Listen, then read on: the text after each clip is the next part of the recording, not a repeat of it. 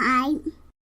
Good afternoon, everyone, and welcome to part 2 of my look at the American Medical Association, the Center for Health Equity, discussing the fallout from the affirmative action decision by the Supreme Court earlier this year. In part 1, we were promised, more or less, that we'd be hearing alternatives to race-conscious admissions policies in higher education, specifically in this case, medical school. Instead, we got none of that. Had recited to us 3, and I'm putting air quotes around it, myths about affirmative action that were in fact not really myths. We learned that affirmative action actually didn't do anything to help the populations it was meant to. And apparently the first concrete suggestion we've had to try to mitigate the fallout from affirmative action is to provide state-funded grants to potential medical students, so scholarships. And if that really is meant to be an alternative to affirmative action, then I have to assume they assume that economic status and race are directly linked. I guess. I don't know. Anyway, it's a 40-some-odd minute presentation. We're just 30 minutes in, so I figured might as well just finish up the rest of it on the off chance that something interesting is said. If you'd like to watch part 1, well, that's on my channel, and I will be sure to link that to this after it's posted, so you can reference that if you haven't already watched it, but it'll be there. Anyway, before I get into all of that, who's joining me on this beautiful Wednesday afternoon? Let me get over to here. And hopefully, unlike last stream, hopefully the StreamYard chat will keep up with the live chat on YouTube so I can continue to post your comments as they come up. Robert Gruber, good afternoon. Now, there's a name I haven't read in a while, I don't think. Robert Gruber. Keeverdam, hello. Also, thank you, Keeverdam. At the top of the chat box are the links to the GoFundMes and other fundraisers for our friends Joshua, Maddie, and Lisa. Joshua needs some help with some unforeseen, financial fallout that's come his way because of garnishments and things and just crazy stuff. Maddie is going through cancer treatment and could use some help in mitigating the costs of her cancer treatment and the deductibles thereof. And lastly, Lisa and her boyfriend are trying to pay for their pet dog's surgery and medical care and all that fun, well, not fun stuff, but you know what I mean, sarcastically. Either way, if you could take a look at those, if you can donate, please do. If you can't, that's fine. But if you can share those out on social media, that would be appreciated. So thank you, Keeverdam, for posting those. And moving on, Shady Grin, Jaeger Pony, who else is here? Some Namnil Nation, Nathan Willie, Mike Savage, Blard, Blentley Blondie. How's it going? Long time no see. Hope you're doing well. Advocatus Diabli, Spoonie the Rebel, Brittany Holland. Let's see who else is here. Oh, Mr. Tickle Trunk, thank you so much for the good job, Dogcat Fox. Oh, Dogcat Fox. Wowie, wow, wow. That's a ranting monkey, Dogcat Fox. Thank you, Mr. Tickle Trunk. And who else is here? Anybody else that I've missed so far? Robert Pincus and Ms. Slim 1. I've seen you on streams previous. I didn't get a chance to say hello, I don't think, previously. So Ms. Slim 1, nice to see you. Hope you're doing well. And I think that's everybody. If I missed you, if you're lurking, if you're in the future, good afternoon. But anyway, let's get into it. Part 2 of the American Medical Association purportedly going to present us with legal or technically legal alternatives to affirmative action and race-conscious admissions now that you can't be actively racist in college admissions. We left off at 2619. I'm picking up at 2619. Here we go. Continuing the conversation and thinking along the lines of solutions and possible actions. Yes. David, I wanted to come back to you. I know in a recent interview with the AMA, you said something along these lines, that pathway programs alone are not sufficient to achieve the level of healthcare workforce diversity that is necessary to meet our health equity goals. Health equity goals. Is that like a diversity goal? Is that like a quota? I wonder. Can you talk a little bit about this? Yeah. Share what other efforts and solutions you see that are being designed and implemented that whole promise, especially at the AMA. What are we doing to address the impact of this decision? Yes. All right. Hopefully. All right. Fingers crossed. This is what I was waiting for the entire time. Specifically now, the AMA, the American Medical Association. What are they doing? What are they planning? What policies do they intend to implement or are implementing to make up for the lack of race-conscious admissions in higher education? Yes, Fernando. Thank you again. I think the evidence that pathways programs in and of themselves aren't sufficient um, is clear in the fact that, as I stated before, between 1997 and 2017, the number of students from underrepresented groups matriculating to medical school declined by 16%. Okay, I don't know what a pathway program is. I don't know how that operates or differentiates from affirmative action, so I'll take his word for it. So, as we heard last time, affirmative action did not actually achieve the kind of racial diversity in applicants and students throughout its entire history as they would have desired. And now, whatever pathway programs are, didn't do that either. Okay. Um, uh, and um, and so pathways programs were having a hard time sort of keeping up, and I think in particular because medical school enrollment has expanded over time. And there was a What? study at of GME programs recently that demonstrated that at the sort of current rate of growth, it'll take 50 to 90 years for Black and Latino residents to reach parity with their white counterparts. Is that the goal then? Okay, so affirmative action didn't achieve the results you wanted. Pathway programs didn't achieve the results you wanted. And your goal is parity. Okay, so just to make sure, I mean, I understand. I'm an English major, but all the same, what does parity mean again? Just the actual definition. The state or condition of being equal, especially regarding status or pay. Okay, well, they're talking about populations. So in the sense of parity, you're looking to have Black and Latino students be at parity population with their white counterparts, even though the population demographics of this country at present make that statistically, on average, impossible without racial engineering of results.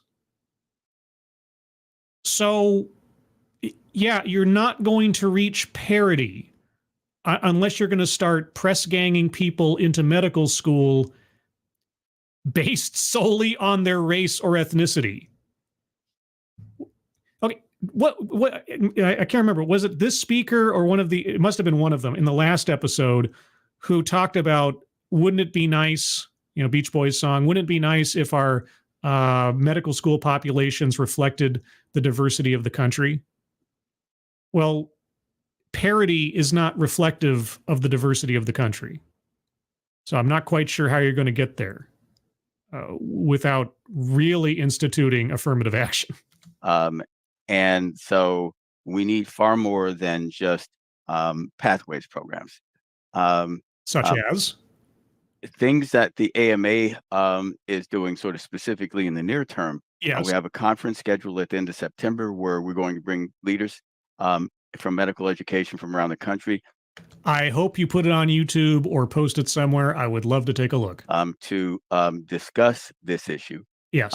And we're making a link between the issues related to admissions and equity in assessment, because those two things are very, very closely tied together, but often aren't considered together. Wait. Let me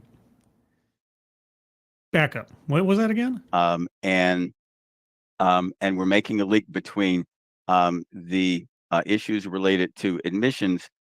Making a link between the issues related to admissions and equity in assessment. And equity in assessment. That's affirmative action.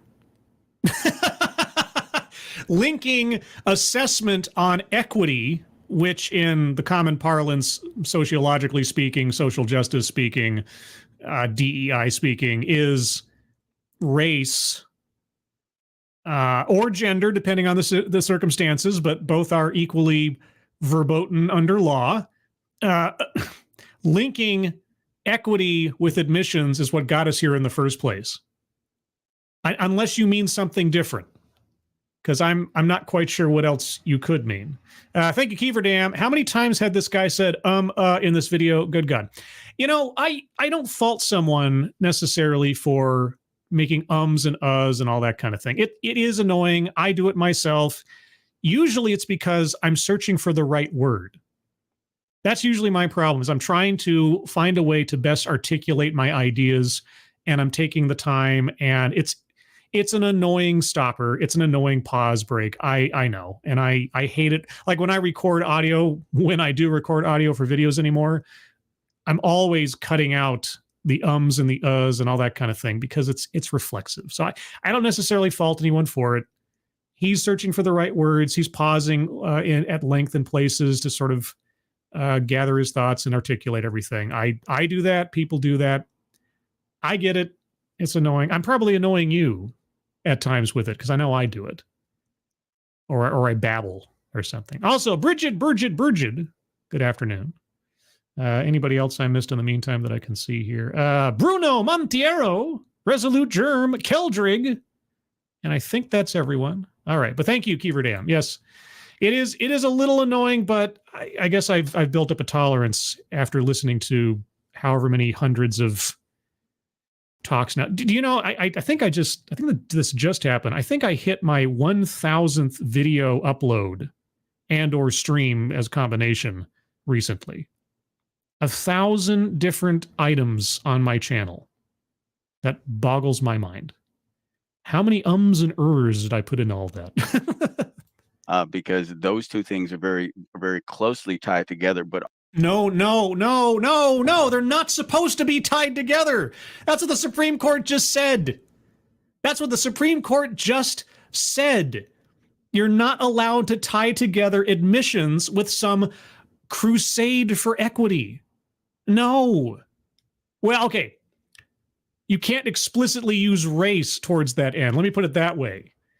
Obviously, just like California schools have tried to do, as we looked at earlier, prior to and after the Supreme Court decision, they've tried to find every possible route they can think of to still gather the kinds of people they want without explicitly asking for their race. So yeah, the crusade will continue. You just can't do it that way. And really, Merlin, the other speaker here, even though he wouldn't admit to the problem, he brought it up pretty starkly. Again, even though he didn't want to confess to it, why so many schools are now dropping their affirmative action programs in light of the Supreme Court decision, because they don't want to risk having their federal funding cut off or risk a lawsuit brought by the group that brought the cases against Harvard and UNC, or by some other group. So you're going to have a hard time convincing the schools themselves to simply change the words they're using and still employ the same mechanics for admissions and equity rather than admissions and race. often aren't considered together. We don't want to bring students in to have them have negative experiences. And so why then put the question mark over their heads that they're being accepted simply on the basis of what they are? Yeah. Imposter syndrome. Imposter syndrome, right? Why would you want to invite that? two things are very, very closely tied together, but often aren't considered together. We don't want to bring students in to have them have negative experiences, and assessment drives almost everything in medical education. And you could argue that the admissions process is in itself a summative assessment. Of course, it's an assessment. You could argue the admissions process is a sort of assessment. Yeah, yes, you're right. You could argue that. It'd be a very short argument. That uses that uses other assessments. What? But assessment is a big part of this picture, and that'll be part of the discussion as well. Oh, okay. Okay, so you don't currently have any alternative solutions. You're going to discuss those at the end of September. Is that what I'm hearing? We're supporting a research project that will track matriculation. Okay, I understand. Matriculation. They keep using this word. A fancy word for what? The action of matriculating at a college or university. Oh, thank you. Definition. Okay, what is matriculating? To matriculate, be enrolled at a college or university. Then why not just say that? I know. Look, oh, here comes the sirens again. They're coming for me. Can you hear that? The sirens. Oh, the sirens. Okay, I can appreciate a fancy word being used for a simple concept. I really do. I appreciate the vocabulary and everything else, but sometimes it's overused.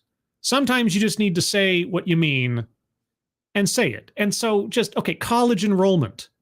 That's what you mean. College enrollment, matriculation. It's a great word. It's a great $5 word. But okay, so with that context in mind, let's back up a little bit. The admissions process is in itself a summative assessment that uses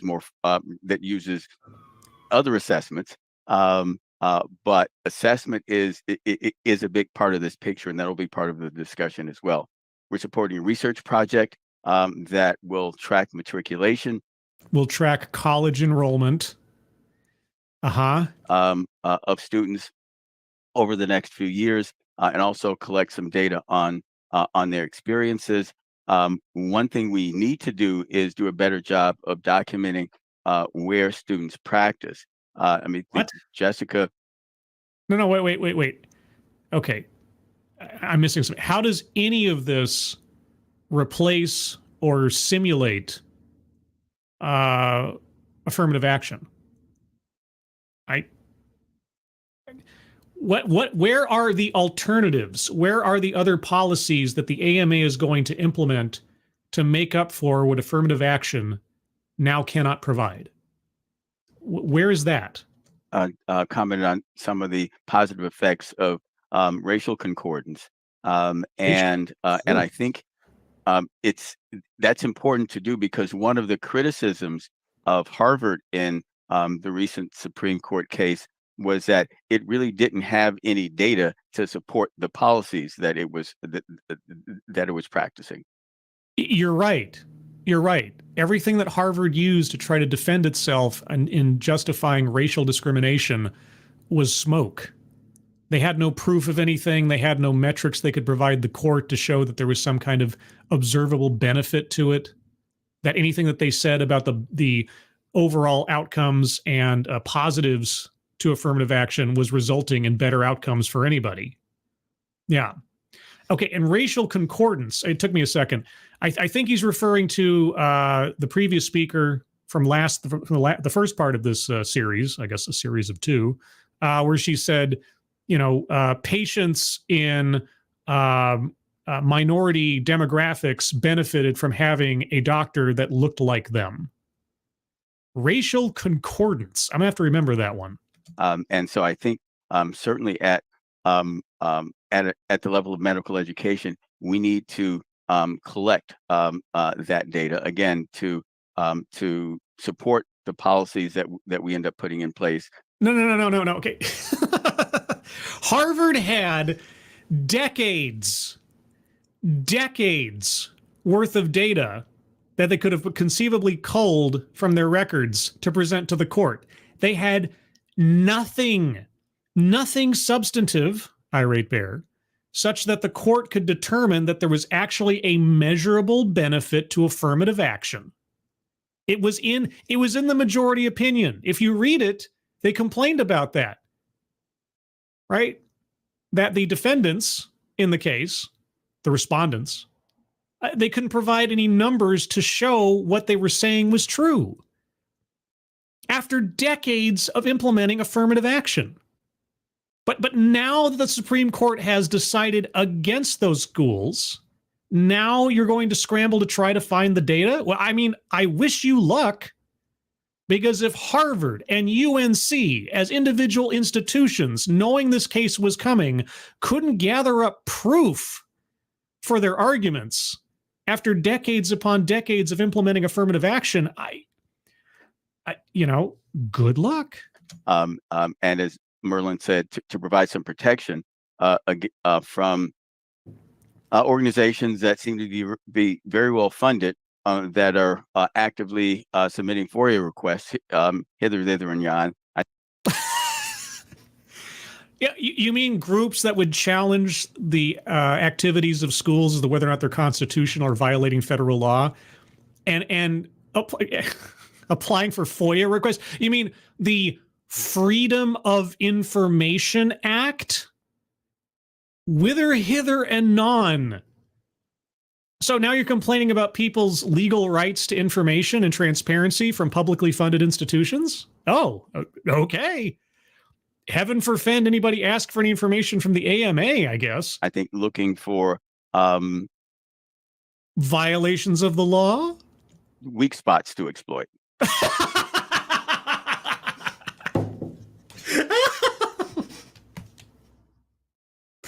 Oh, man. Oh, I derive entertainment from the oddest places, don't I? Oh, boy. Thank you, Derek LaRue, as always, for your generosity and support. Hope you're having a good afternoon. Hope you enjoy the show. Thank you again. Dina B, hello. And Anthem Ward, hello. Mike R, hello. But I think that there are a number of possibilities for exploring paths forward. Okay. Undergraduate institutions provide our applicant pool.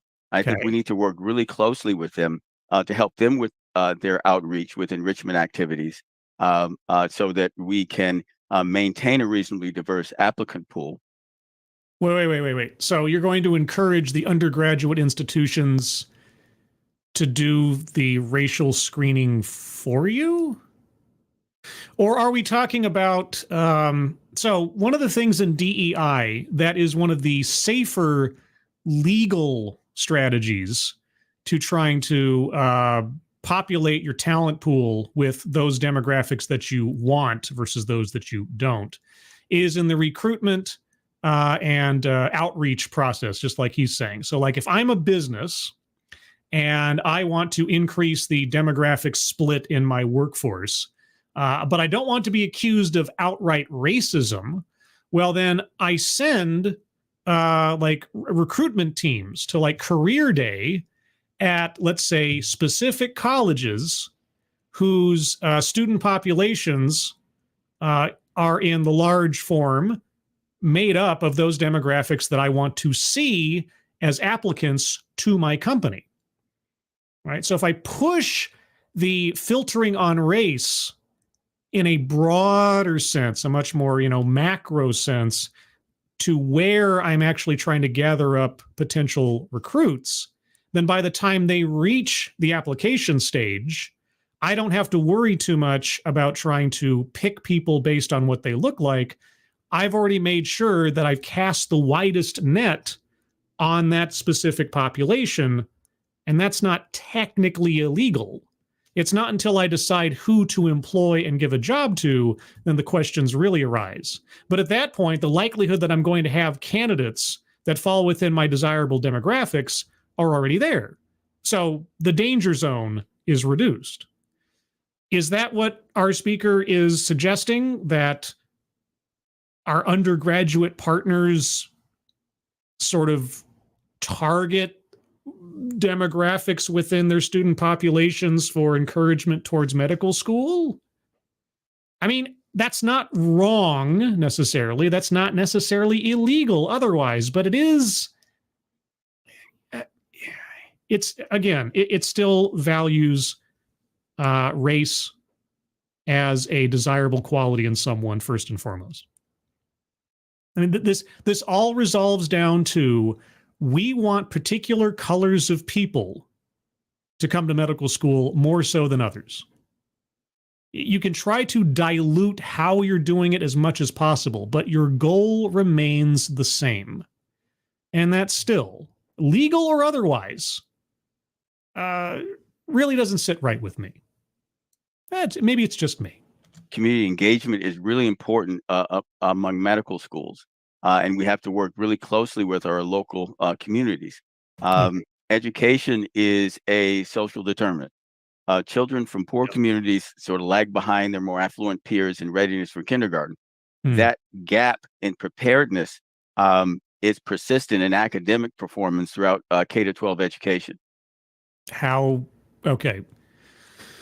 I would love to hear that our speaker has a magic bullet, so to speak, for that problem, but unfortunately, we're talking about affirmative action and alternatives to affirmative action, specifically in medical school. We keep drifting off into perhaps entirely legitimate, but totally irrelevant issues. I understand that no issue is necessarily an island, and there are other things that are tangentially associated with it and so on. But going back to K through 12, economic status at kindergarten age, I'm sorry.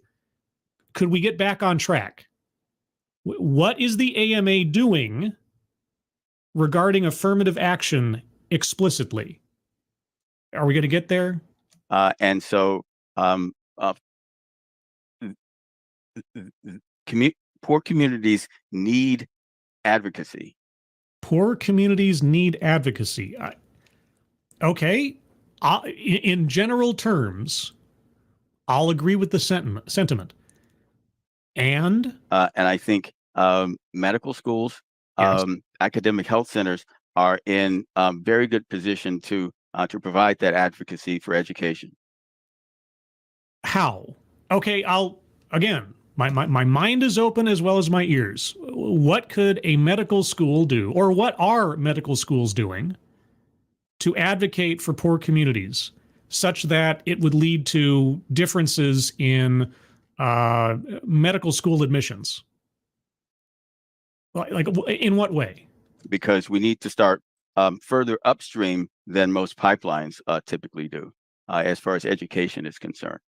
So are you talking about, like, I don't know, I'm just spitballing here. So going to career day or something at an elementary school and trying to encourage kids to get interested in medicine? Okay. I mean, if that's what you mean, I don't know if that's what you mean, but I'm trying to think of what the alternative could be when you're talking about K through 12 schools and, medical institutions or medical schools. Okay. Is that what you mean? All right, fine. What does that have to do with race conscious admissions? And again, I hate to ask this, but it always comes up.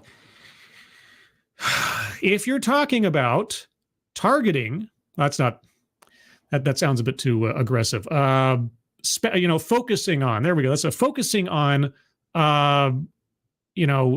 economically challenged communities in relation to the absence of affirmative action. Are you not at least implicitly associating race with economic status? And okay. Community colleges are another potential source of applicants. There are very few applicants to medical school who come from community colleges. UC Davis actually has a program. That's what it was. Wasn't it UC Davis? Was that the? I kept saying the UCLA medical school last episode. Was it UC Davis that we looked at previously and listened to one of their executives talking about their strategies for diversity in the absence of affirmative action? Maybe it was UC Davis. I kept spacing on that. Anyway, sorry. I had a mind freeze for a second. Let me back up. Applicants to medical school who come from community colleges. UC Davis actually has a program where they are recruiting and mentoring students in community colleges and have created a pathway from community colleges to medical school. Great. Fine. How does that simulate the results of affirmative action or the desired results of affirmative action? And as noted before, only 5% of medical school matriculants come from college applicants. The lowest quintile in family income. There should be more students there. Then lower the cost of medical school.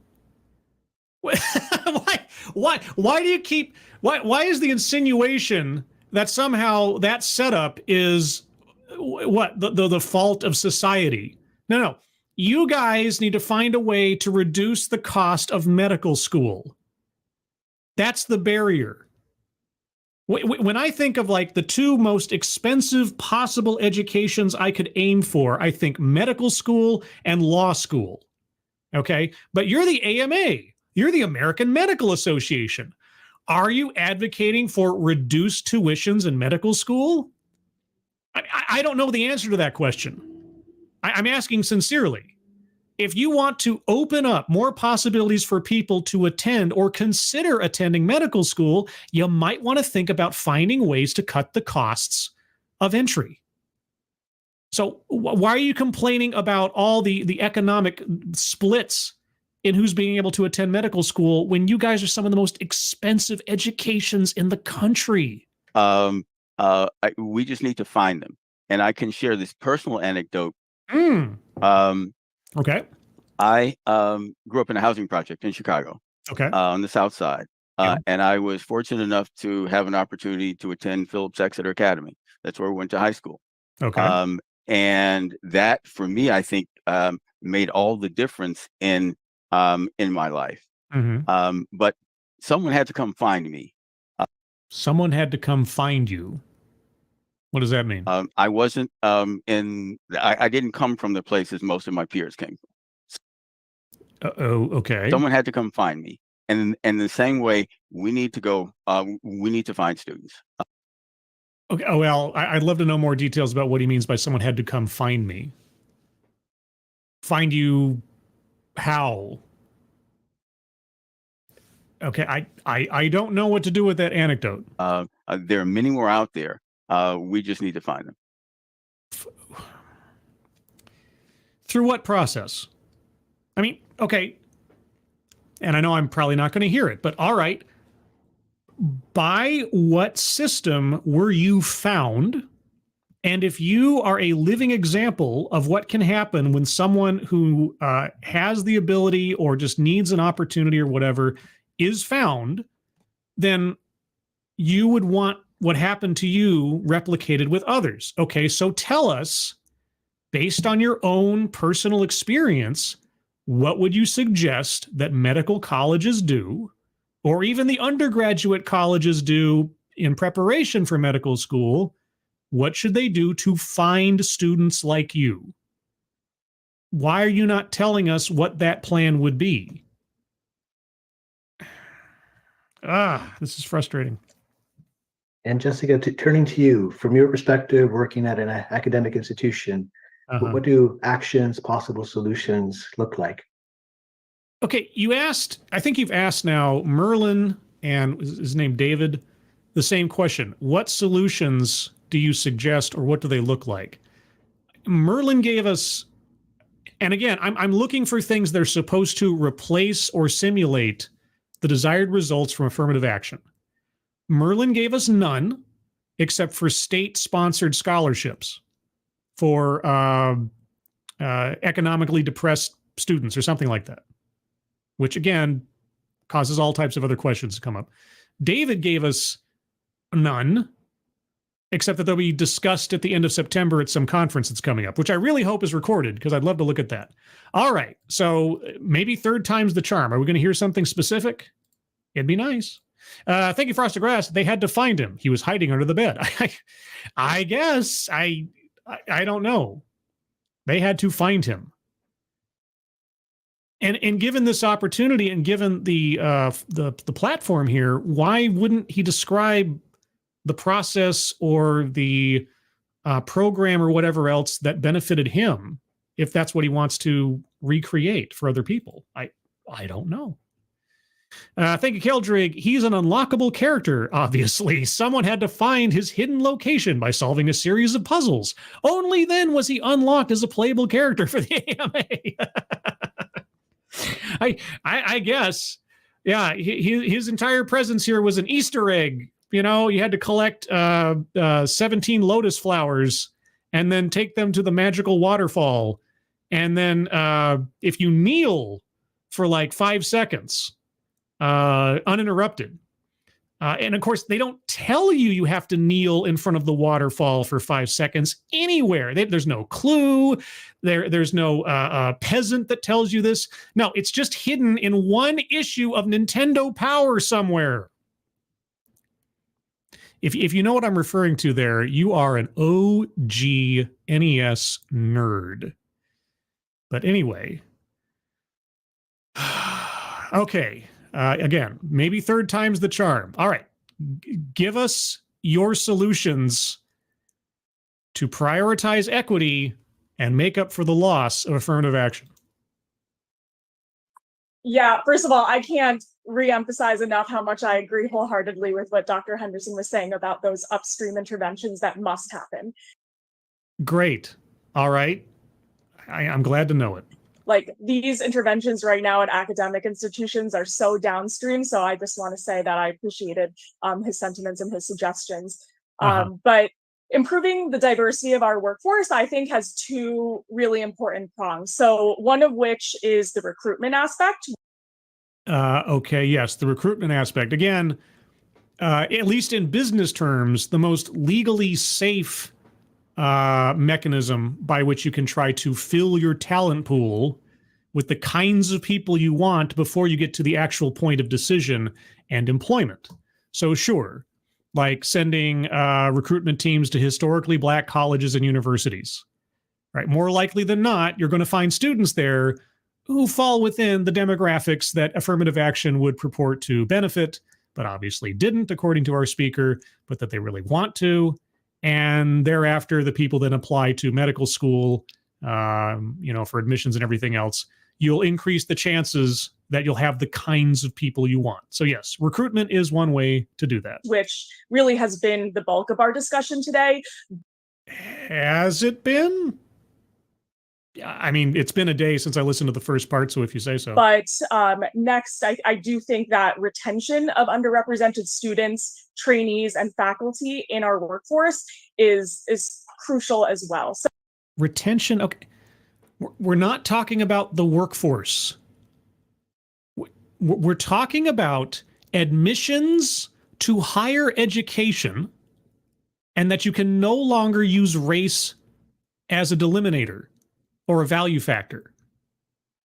We haven't gotten to employment yet. We're not talking about the populations of the employees at hospitals. We're talking about educational opportunities gate kept on the basis of skin color. You can no longer do it legally. Okay, all right. So in terms of recruitment in the face of this ruling, the op-ed that we had published recently highlighted some solutions. So one being something that Merlin also spoke about, strengthening really the use of holistic review and strengthening the use of holistic review. Medical school admissions. So employing rubrics that value applicants' diverse experiences and employing rubrics that value diverse applicants' experiences. What is the difference between a diverse applicant and a non-diverse applicant? I mean, I already know the answer to that question. And she already knows the answer to that question. So is that like encouraging students to submit a diversity statement along with their application that tells a story about something that encompasses a aspect of their quote unquote diversity so that the person reviewing the application can see and have offered to them by the student or the potential student their racial and or ethnic information?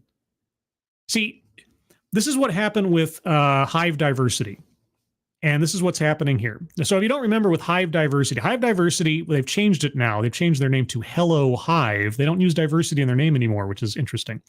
But Hive diversity was and is an app that is meant to prepare students out of college for finding jobs, entry-level jobs and things like that. And employers, big name employers, use Hive Diversity as a filtering tool to provide them with diverse applicants. So how does this work? Well, obviously the employers cannot ask or solicit someone for their race, because that might suggest that they're hiring them or discriminating against them on the basis of their race. So instead they go to this third party, Hello Hive, Hive Diversity, to do the filtering for them. And how does Hello Hive or Hive Diversity do this? Well, it took several articles I read, several pieces and several videos, but eventually one of their executives made an admission. I can't quote it exactly, but the gist of it was, if you give someone the opportunity to describe that information without soliciting it directly, that helps. Right? It's like, I'm not asking you what your race is, but here's a big text box where you can tell me about your diversity story. Hint, hint, nudge, nudge.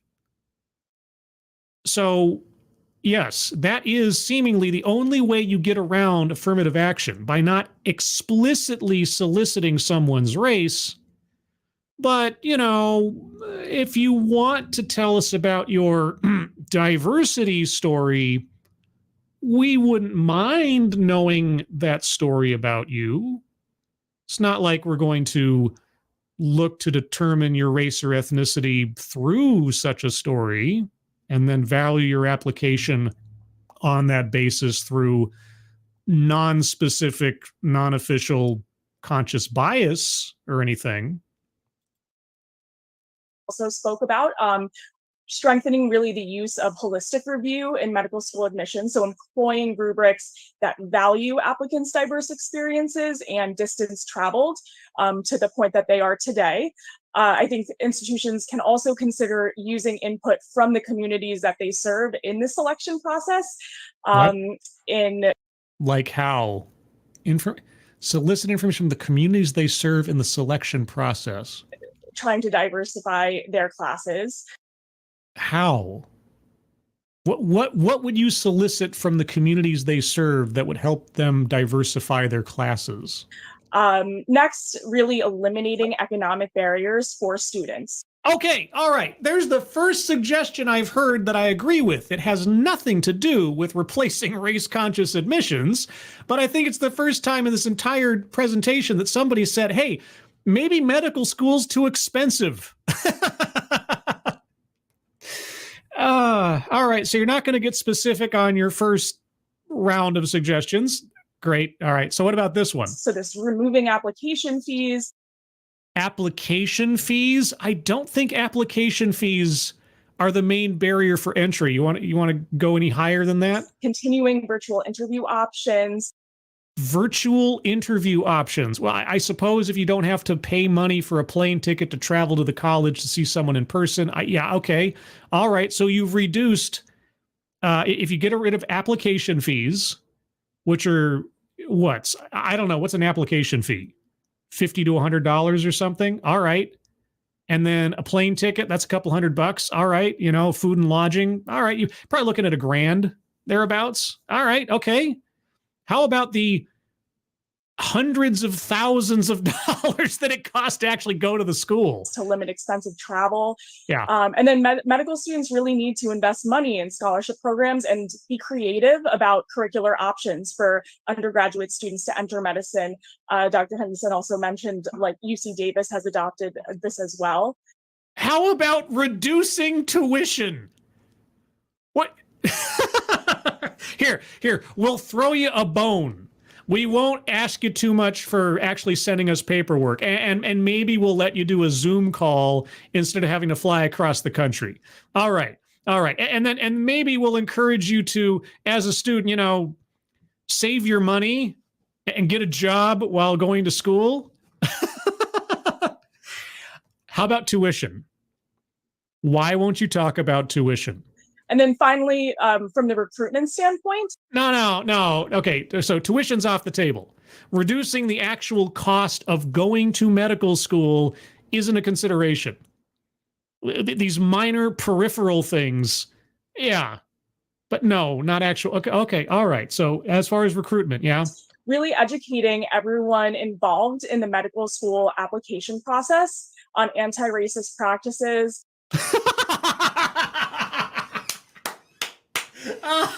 Anti-racist practices. Okay, so anti-racism, which believes that racism is a universal constant. It is in all things, in all places, all people at all times, and that there is no such thing as being not racist. You're either racist or anti-racist, where being anti-racist is just being confessional about your racism. You want, okay, anti-racist practices when you're trying to make up for the lack of a race-conscious process. Do tell. You're not going to give us specifics, are you? Critical race theory. Critical race theory? Oh, wait, there's no critical race theory in education. Oh, sorry, no. There is critical race theory in higher education. That's right. Okay, so you... Wait, I'm going to back. Let's just make sure I get the context of this in its wholeness here. A holistic view of what you say. View applicants' diverse experiences and distance traveled to the point that they are today. I think institutions can also consider using input from the communities that they serve in the selection process. I still am dying to know what she means by that. In trying to diversify their classes. Next, really eliminating economic barriers for students. Okay, I really jumped back way too far. Sorry, let me... Money and scholarship programs, and be creative about curricular options for undergraduate students to enter medicine. Dr. Henderson also mentioned, like, UC Davis has adopted this as well. Yeah, right. Okay, so yeah, it's up to the student. We're not going to reduce tuition, right? And then finally, from the recruitment standpoint, right, really educating everyone involved in the medical school application process on anti-racist practices, critical race theory. It's really important to inform admissions decisions. The study that I mentioned earlier also found that underrepresented students compared to their white counterparts are more likely to have pre-health advisors, discouraging them from applying in the first place. Why are you smiling about this? Okay, so the application process needs to be informed by anti-racist ideology and critical race theory. And as well, there are pre-medical school advisors who are discouraging minority applicants from applying. What? Why? Who is doing that? Why would they do that? How is that permissible? What? Hold on, let's try that again. Counterparts are more likely to have pre-health advisors, discouraging them from applying in the first place. Pre-health advisors discouraging them from applying in the first place. Because they're not white? What? So, this type of education. Whoa, no, whoa, wait. Okay, setting aside the grinning over this entire thing, where are pre-medical school advisors discouraging non-white applicants from even applying? That sounds like a scandal that needs a heck of a lot more information. Who is doing that? How much is it happening? And what's their justification for doing so? What? Okay, and you just hand wave across that. Why aren't those people being fired? If they're doing it on the basis that you're suggesting, you didn't say they're doing it because they're racist, but what? Information is really important. And then, as I mentioned, I really want to emphasize that the focus cannot be taken off retention and investing in their underrepresented students already in the medical field. So we can't be welcoming these students to unsafe environments. What is an unsafe environment? I mean, seems to me any hospital is unsafe in one form or another. I mean, you're dealing with injury and disease all the time, but what do you mean by unsafe environment for specifically underrepresented students? So academic institutions really have a responsibility at every stage, medical students, trainees, and faculty members, to have concrete goals to retain these positions. So yeah, it would be great to hear a concrete goal and the method by which you mean to achieve it. Are you going to give us any? What, like what? And what do you mean, like safe Why am I continually having to ask for the details of the things that they say that they know that they want to do and or are doing? What? Is that going to happen at this conference? Okay, so the AMA is going to have some big conference at the end of September. I'll try to keep in mind to look out for it if it ever gets posted or bits and pieces of it ever end up online somewhere. Maybe then we'll have some explanation as to what it is they mean to do or something behind these other stories, because this is just wild. I think some actions can include investing in funding and resources in those who are doing equity work to eliminate the minority tax. What? Wait, investing in those doing equity work to eliminate the minority tax. What? What do you... And then changing the infrastructure and culture of the institutions to allow these trainees to thrive. So allow them to thrive. So you want to dedicate entire swaths of programs, resources, money, investment, and so on to benefit students on the basis of their race explicitly, because they need special help, because they just need special help. You're not going to explain why. You're not going to explain how.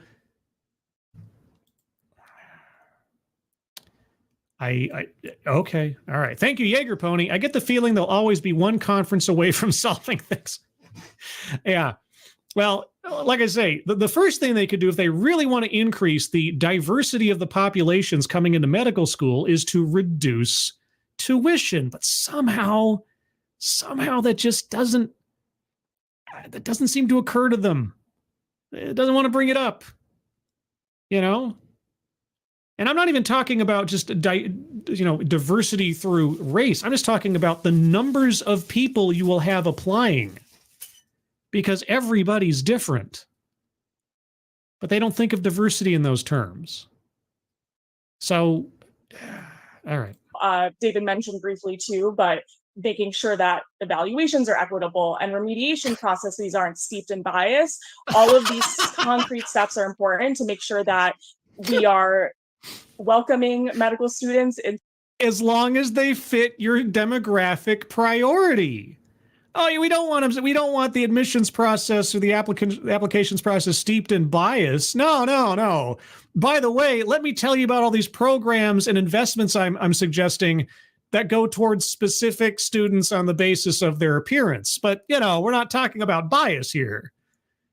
To inclusive environment and supporting them all the way through.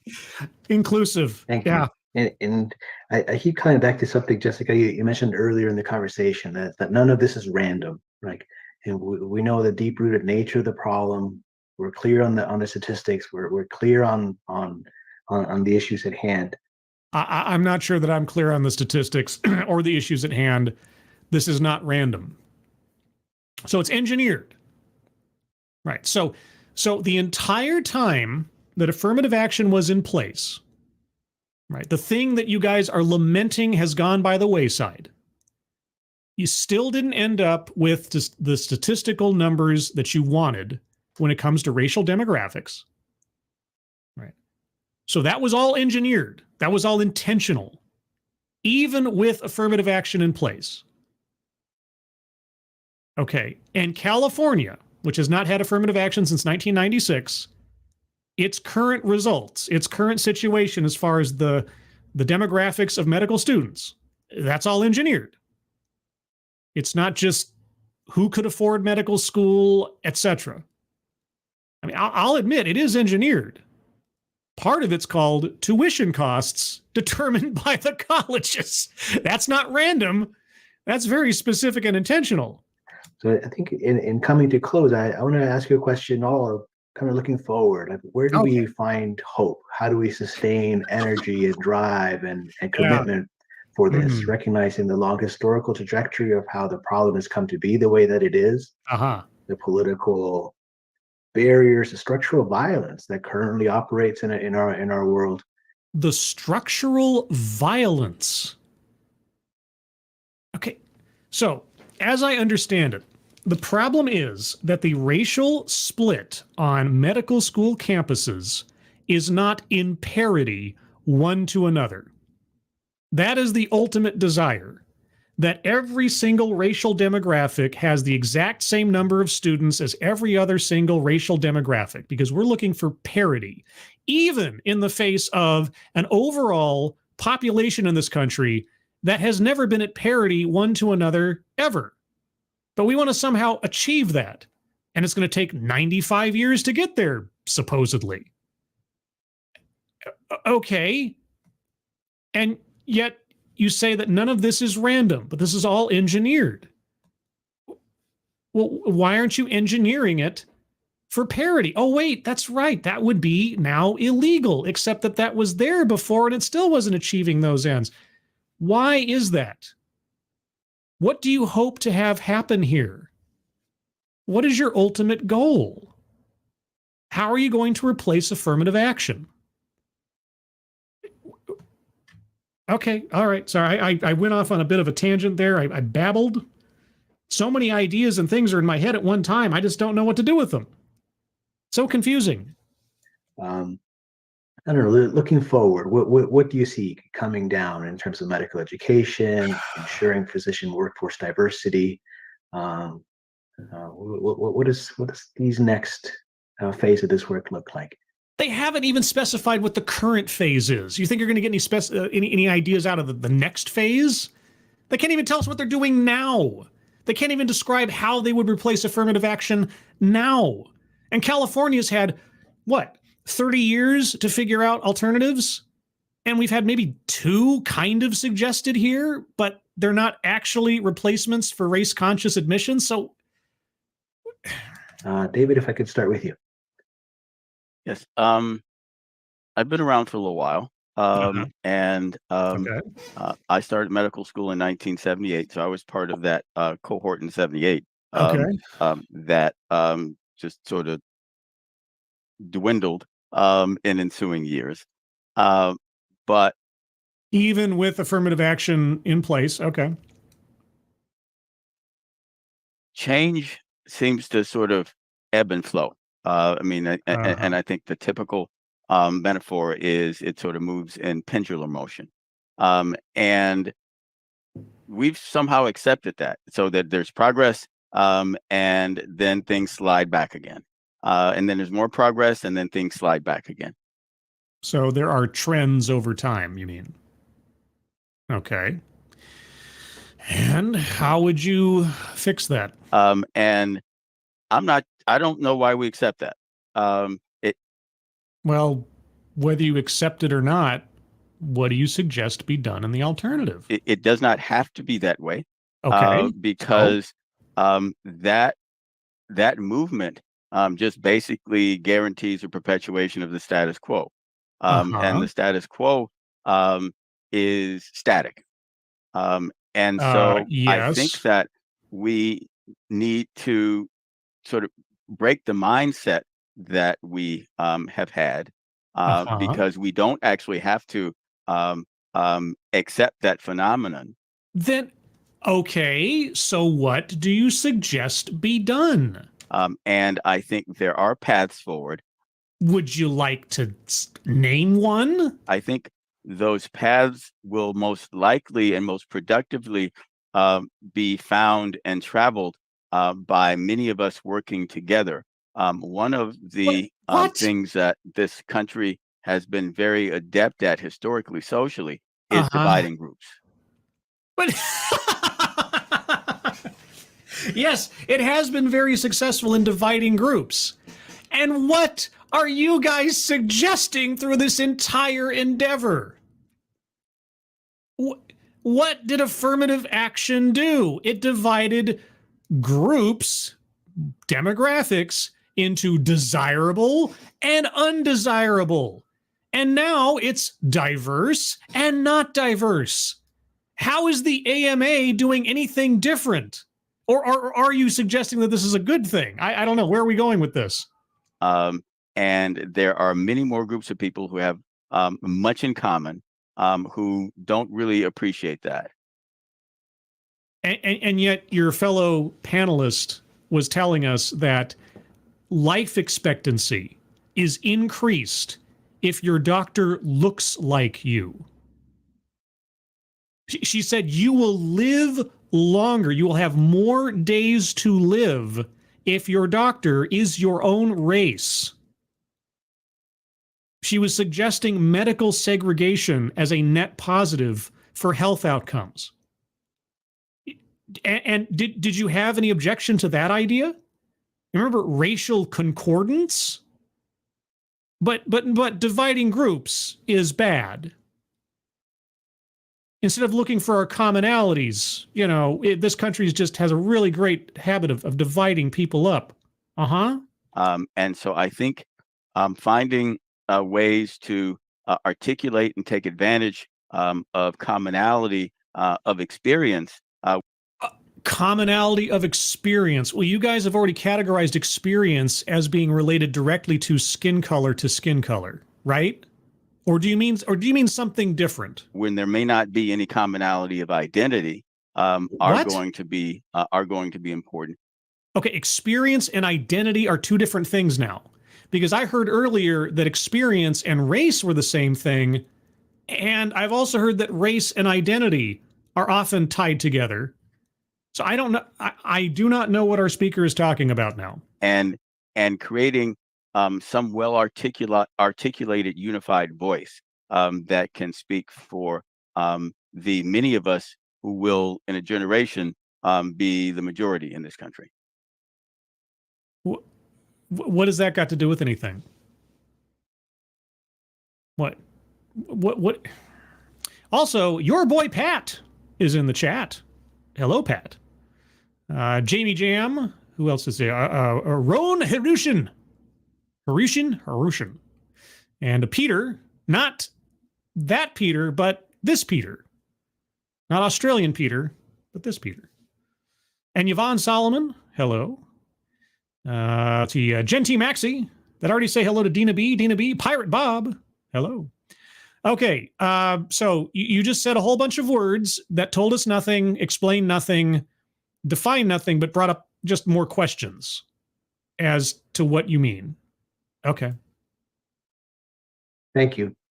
Jessica, Really? any closing words? Yes, Jessica. I'm not sure if this is as optimistic as your question asked for, but But I'll say it with a big grin on my face as I'm talking about something sad and depressing. I just think that in order to move forward, I think it's really important that everyone understands that this ruling really sets a dangerous precedent. No, it doesn't. Affirmative action established a dangerous precedent of racial valuation of worth, in contradiction to the Civil Rights Act of 1964 and everything that the civil rights movement fought for in this country. But, okay, you want people to be assessed on their skin color. That is a safer alternative. That really threatens future policies to promote equity. Yes, you're correct. You're correct. The Supreme Court's ruling does threaten other policies to promote equity. And by equity, we mean equality of outcome. Engineered outcomes for people on the basis of what they are, not on what they can do. You're right. Right. The absolute dismissal and destruction of affirmative action, and especially the argument to diversity, does threaten equity programs in this country, specifically DEI in employment, because that's a much bigger problem and is practiced by far more entities than affirmative action actually was in higher education. So you're right, it does. And oh, what a glorious day it was when that came down. And in terms of medical education, I think even prior to this ruling, we had a long way to go in terms of changing the face of medical education, eliminating racist teachings. Eliminating racist teachings. You mean like, medical segregation? Okay. Supporting those who've been marginalized. Uh-huh. So, I really think that it's important to light a fire and emphasize that we need to consider some of the actions I mentioned before. The actions you mentioned before. What? Not reducing medical school tuition? Yeah, I remember that part. And then really investing money in communities upstream of medical education to make sure that we are ensuring a diverse workforce. Reduce medical school tuition. Just say it as an idea. Put it out there as a suggestion. Right? Let's just consider that first. With all this other stuff you guys are talking about, it's amazing to me. And as far as I know, Jessica's the only one that ever broached the subject of the financial cost of education, except she only mentioned the most tiny aspects of it, application fees and travel costs. But let's talk about the barrier to entry for most people to both medical school and law school and all these other higher education, the cost. The amount of money that is required to just get your foot in the door of getting an education, the hundreds of thousands of dollars it costs, and the amount of debt you'll be taking on, and the giant dice you'll be rolling that you'll ever be able to pay that off, granted you succeed through your education and find a career that is lucrative enough to cover it. How about that? How about we start there? But you don't want to go near that, do you? Why? And ultimately, saving lives. Oh, geez. Saving lives. Right. If only we could be more racist, we'd save more lives. Right. And Merlin, the last word goes to you.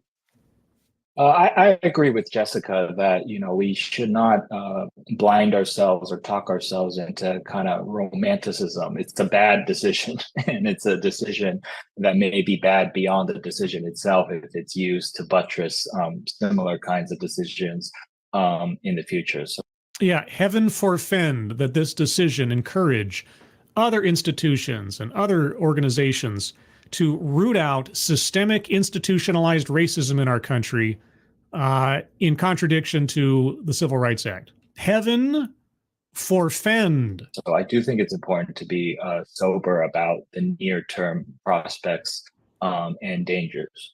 But I also always tell my students that if you leave a class of mine and the only thing you can say is that the world is terrible, then I've failed at my job. So, well, I'll tell you what, most of the stuff you brought up over the course of this presentation, if I'm just stepping back and trying to take a look at it, objectively, I didn't hear a whole lot of positives or a whole lot of hope or alternatives in your quest to recreate affirmative action. So I appreciate the spirit of the question. And in that spirit, I would say there's actually a lot of foment. I think a lot of it is generationally inflected, but not entirely.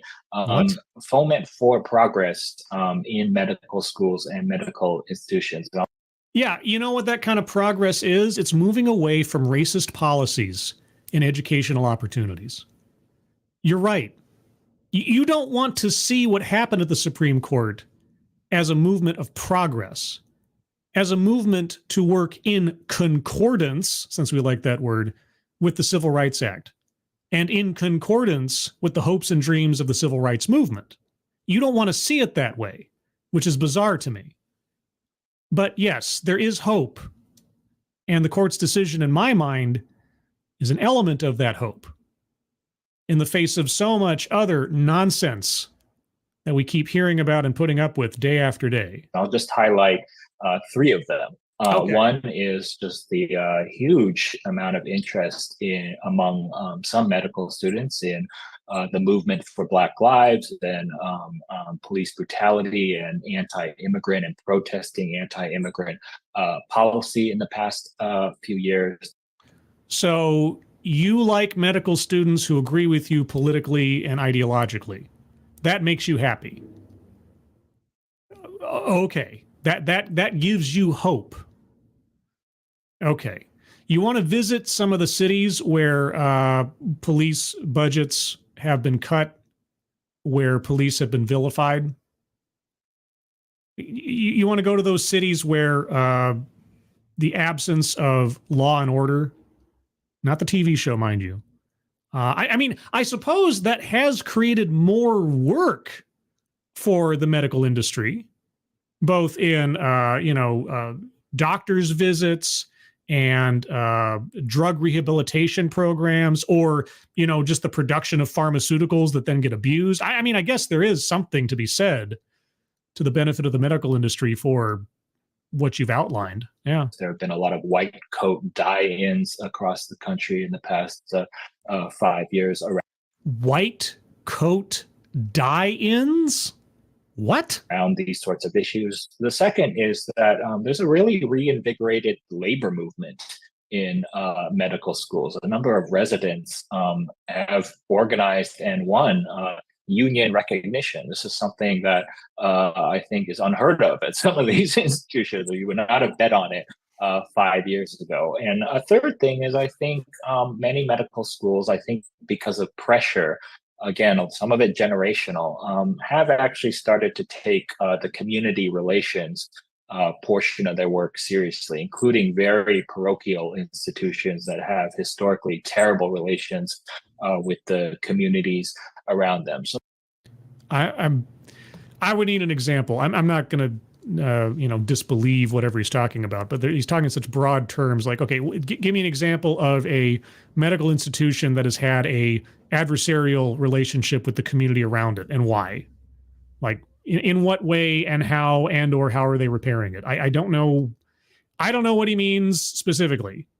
I can believe such scenarios exist, but I just like to be able to have something concrete. I'm not going to get it, but and besides which, what does that have to do with the subject at hand? We had a whole raft of different things come up in the course of this presentation that, again, maybe tangentially could relate in some way to college opportunities or applications, but have almost, as far as I can tell, nothing to do with the mechanism of race-conscious admissions. So these are three shards that I think can be built on. Shards. And I think it's worth highlighting them because oftentimes if you grow progress in one domain, another domain, it has a cascading effect that could spill over to the particular diversification effort, even if we don't know exactly how it might. So there's a lot of kind of energy out there. Yeah. And then the last thing I would say is I think this is a good time to also interrogate the scarcity assumption in medicine. The scarcity assumption in medicine. What is the scarcity assumption? Is that like the limited number of medical schools, or the limited ability most people have to ever attend them? There are not many medical schools, and then within medical schools, there are not many seats. And why is that? Well, someone yesterday, I forget who it was, and I apologize because you might be in the chat right now. Somebody yesterday suggested that the AMA had a hand in limiting the number of medical schools that can exist in order to control the medical industry in some way, shape, or form. Or did I misunderstand that? Thank you, Frosted Glass. Didn't this guy design costumes for The Incredible? Oh, no. I hadn't even thought of that. Oh, geez. Thanks, Frosted. The answer is probably no capes. And both panelists have referred to past actions on the part of organizations like the AMA, not this incarnation, but previous incarnations that purposely tried to constrict the number of people that could even become doctors in this country. Like the AMA when they were a racist organization and recently had to apologize for that. Yeah, okay, yeah, all right, I get you. And if you kind of read literature and economics and stuff, and by law professors, they actually use the medical profession and sometimes analogize it to a cartel. Imagine that, everybody. The medical industry, a cartel, HMOs, pharmaceutical manufacturers. What nonsense. Because there are just so few people allowed in it. And I just mentioned this because I think it ties into racial inequity. It exacerbates it because there are fewer slots. There's more and more people fighting over fewer resources and more chances to create racial inequity. And I think this is a good time to question why, this scarcity assumption in medicine that I think. Again, lower the cost of tuition. That'd be a first good step.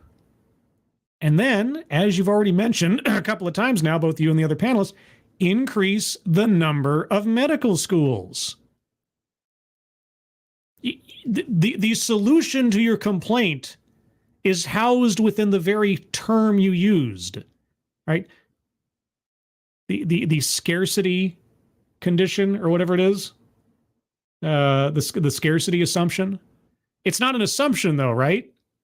There's nothing assumed about it. There are too few medical schools, there are too few slots, and there's a gigantic amount of money necessary to get in. So you already have the answers if you're just talking about increasing the populations and the likelihood of more people, diverse or otherwise, taking a chance on it. But you won't bring up that stuff. Why? Often goes unquestioned. Well, I want to thank you all for your authenticity, for the energy that you brought to the conversation. I do too. I appreciate the candor. I appreciate the details as they were provided, at least, and if nothing else, a glimpse, if not any details or specifics, but a glimpse into the minds of people who are in charge of both medical education and running the AMA or associated concerns in medicine. It's really good to know that the AMA's Center for Health Equity really has a clear and defined strategy for how to achieve their goals, and specifically for telling us what those goals and desires are, like racial concordance. I really like that one, racial concordance.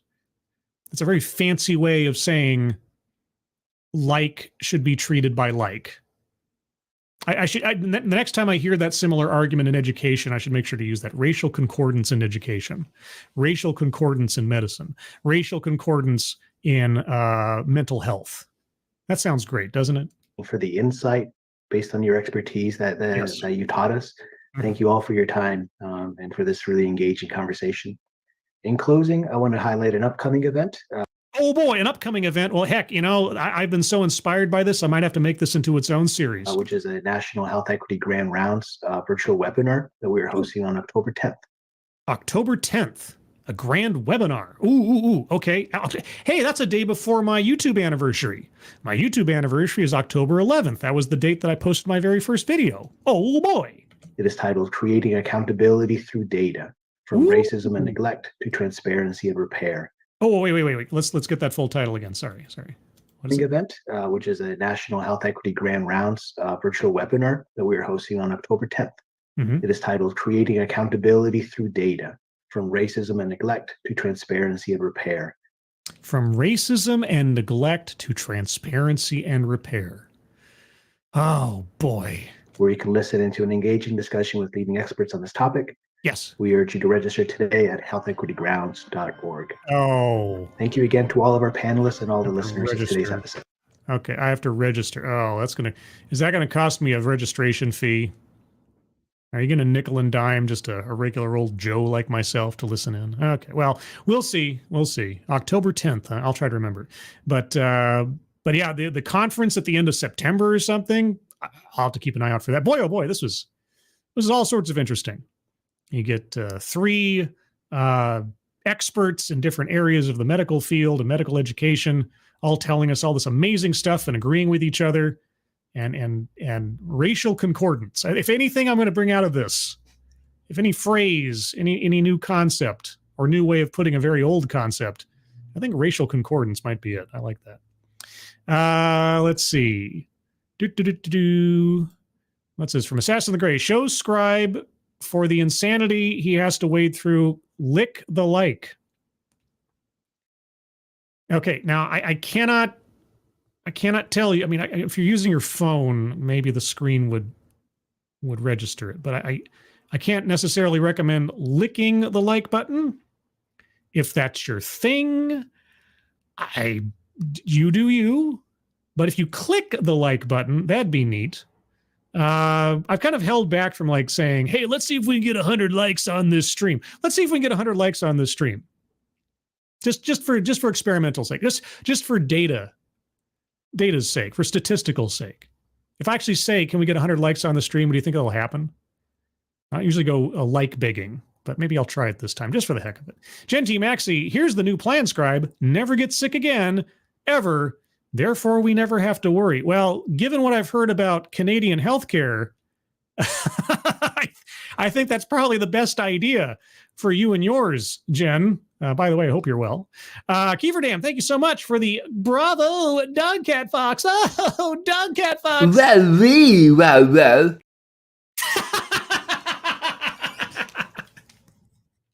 Oh, God, every time. Every time that hits my funny bone. Oh, man. Let's see. Frosted Glass. Scribelight, you should celebrate your YouTube anniversary with a TEDx marathon and call it TED October. October. How about October? Maybe. That's an idea. It's not a bad idea. I'll think about that. Thank you, Frosted. I'll consider that. Also, Frosted Glass. Everybody, thank Frosted Glass for creating the first version 1.0 of the bingo card. I make sure to have credit to him in the description every stream. So thank him for that. Keeverdam, thank you again for the. I don't know. Is that either a Republican thumbs up or perhaps a communistic thumbs up? I don't know. It's a red thumbs up. I appreciate it either way. Let's see. Anything else? Let's see. Pirate Bob. It is racist that you don't just throw money at that event all willy-nilly. Probably. It's probably going to increase my overall equity karma score if I register for that event just so I can listen in. I will investigate it. I will look into it. October 10th, webinar, AMA, Center for Health Equity. I'll take a look. But anyway, everyone. Oh, you said hit the like. Oh, I see. That's the super duper like. Yes, that is a super duper like. That's a giant like compared to the little like on the stream there. Okay, so anyway, everybody, I'm going to wrap it up here. I'm already at about the end of the show, as it were.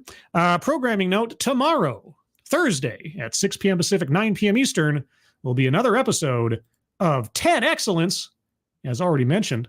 I'll take a look at another off-brand TED Talk for education and fun. I call it a quagmire of mental insanity. Also, speaking of which, I haven't actually picked out tomorrow's TEDx yet. I actually have to do that now. I have to put some time into that because I usually wait a little while because TEDx usually does their TEDx dump day on either Tuesday or Wednesdays of new content. So I'll take a look and see what we've got. Also, I have a Discord server. There's a Discord link in the chat. If you'd like to join the Discord server, you just have to click on that link. You'll find yourself on the landing channel called Say Hello. And in addition to saying hello, you have to say today's secret word, because today's secret word will tell me and the moderators that you actually watch the show. And today's secret word is concordance. Ooh, it's such a nice word. Fancy word, concordance. I almost said matriculate. I'll accept matriculate as well. Concordance, matriculate, either way, we'll know you're cool if you use one of those two words. But with that, everybody, thank you so much for joining me. Moderators, thank you for keeping an eye on things, even though everyone here is so well behaved. You have very little to do. Everybody who donated either to myself or to the fundraisers pinned to the top of the chat box, thank you guys so much for your generosity. Really do appreciate it. But yeah, if you like this kind of thing, leave a comment, leave a like, tell people that you do like it. I don't know. This is me shilling for myself because I don't often do it. And beyond that, everyone, I hope you enjoy the rest of your Wednesday. I hope you have a good rest of your week. For those of you that have the 3-day holiday weekend coming up for Labor Day in America, hope you have a great weekend if I don't see you before then. And I also hope you're all safe and well. And if you're not well, I guess you need to find a doctor that looks like you to have the best outcome. Or please get well soon, and I will see you on the next one. Take care. Bye-bye.